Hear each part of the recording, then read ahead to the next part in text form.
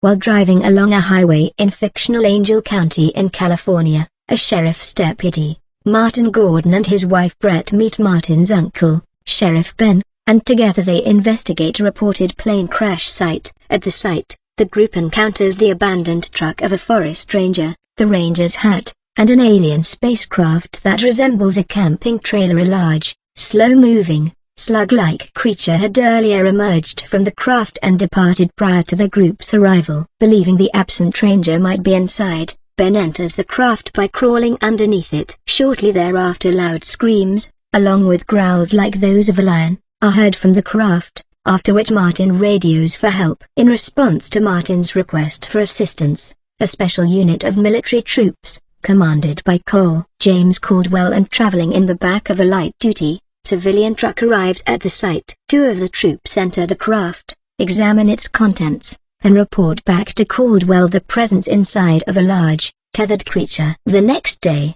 the world's leading authority on space emissions, Dr. Bradford, arrives to direct the ongoing investigation, which includes an examination of the creature and the spacecraft's analog devices. As the investigation proceeds, the departed creature stalks the countryside and, despite its markedly awkward and slow pace of ambulation, successfully approaches, attacks, and eats a bikini-clad girl, a housewife hanging laundry, Grandpa Brown and his grandson Bobby, picnickers at a hootenanny, one of whom attempts to stop the creature by swatting it with a guitar, numerous teenage couples, including a blonde girl in gold pants, at a community dance hall, at which time some attendees engage each other in fisticuffs, and couples in their cars at a lover's lane about which the film's narrator states that anyone who experienced the catastrophe, and survived, would never go there again. Following the lover's lane incident, Caldwell orders his troops to attack the creature, telling Bradford that the creature would be captured alive if possible. This attack is accomplished by the troops standing close together,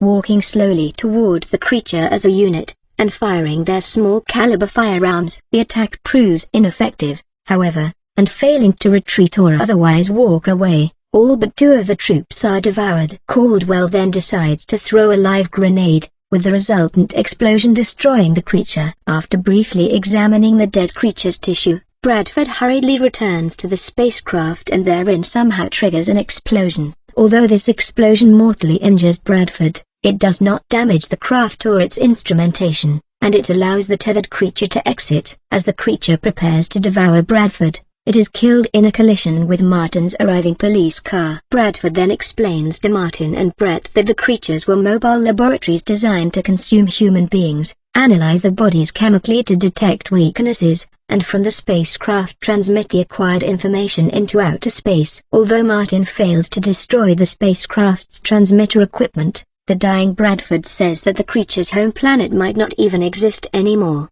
concluding that only God knows for sure. And that is it for the 86th commentary blog. There's always more yet to come, and we'll always see you there.